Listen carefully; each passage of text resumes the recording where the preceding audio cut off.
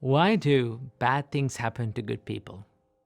Sometimes you've asked this question from yourself. I'm a good person. I help everyone. I don't hurt anyone. I can see myself as a good person. But still, why all these bad things? Why all these painful things, sufferings happen to my life? Why life always keep testing me always? Well, these questions we've asked most of the times in our life, right? Do you know how Buddha saw this? In the night of his enlightenment, the first thing that he realized was that life consists of suffering. Suffering is a part of everyone's life, right? So Buddha did not say suffering as a part of good people's life or a bad people's life. Buddha saw that suffering was universal, right? But when we face adversities in life, when we face these realities, like painful situations in our life, we think that the only person who is going through this suffering, the only person that is going through this difficulty is only me. That is how everyone feels. Not to lie, sometimes I feel that. But what Buddha teaches us to see it as is to see the suffering as a universal thing. I'll tell you a story. A young mother lost her baby.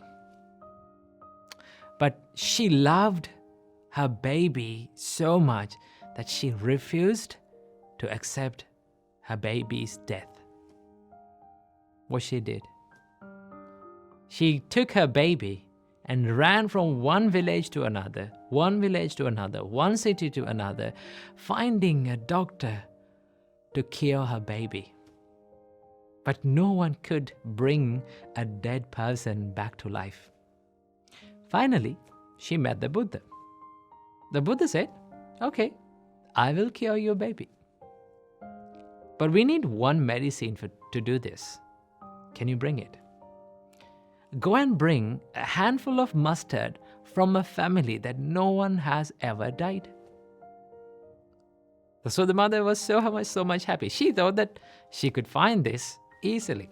So she ran to the village and went to the first house that she found and asked, "Do you have a handful of mustard that I can get?"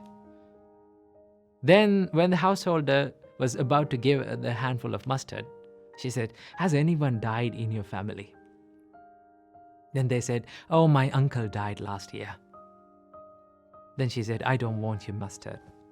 She went to the next house and she got the same answer. Someone had died. She went to the other one. She went from one house to another and she went through the whole village. The only word that she heard was, "Someone died." Death. Then she understood, okay, death is not only for me. Death was something that I always heard in this journey. Maybe my child is dead. So she made her heart strong enough to accept her baby's death. She went back to the monastery to meet the Buddha and thanked the Buddha for curing not the baby, but her heart. What Buddha teaches us to see about life is that to see the suffering as universal. So next time when you go through a difficulty in your life, and the next time when you go through a hardship, painful feeling in life, understand that you are not all alone. There are so many people who is going through in life that's in the same situation, the suffering. Okay? Most of the time, we try to remove the suffering from life. We always wish that this suffering was not there in our life. Right? We go to sleep thinking that next day morning when we wake up, all these things will be a dream. All these problems will disappear.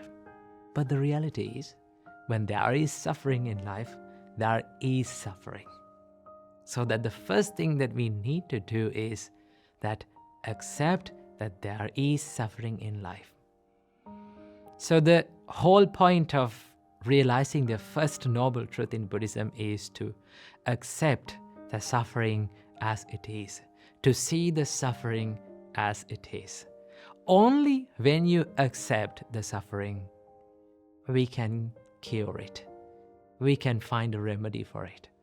First of all, you need to accept that there is pain and suffering in all of our lives, right? And then we can choose what to do with it. Most of the time, we spend a lot of time worrying about changing what we can't change, right? But it all depends on how you choose to react to these experiences in life. Most of the time, these painful feelings, sufferings that comes to our life are blessings in disguise, right?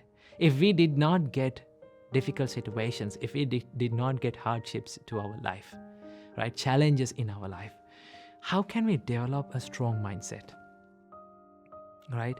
There's a saying that if you need to learn how to swim, what do you have to do? You have to jump to the pool. Somehow, you have to experience how drowning feels like. Only then you can realize that, what should I do to learn how to swim, right? In the same way, there is no use of trying to avoid, wishing and praying that suffering was not there in life, right? There's no point of wishing and praying that, please don't give me suffering.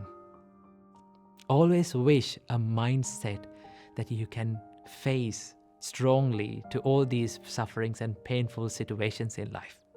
Whenever you get a strong mind to face any kind of challenge in your life, then you can be happy and in peace, because you're ready for anything in your life, right?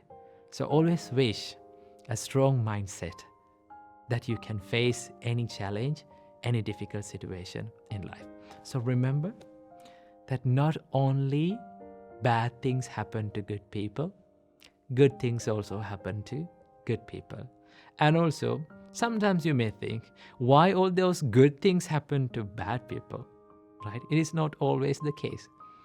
Good things happen to bad people, and also bad thing happens to good people. That is the law of this world. So we all need to develop the mindset to see the suffering as a common truth to everyone, not a personal thing. So I wish you all, may all of you be able to develop a strong mindset to face any challenge in all of your life.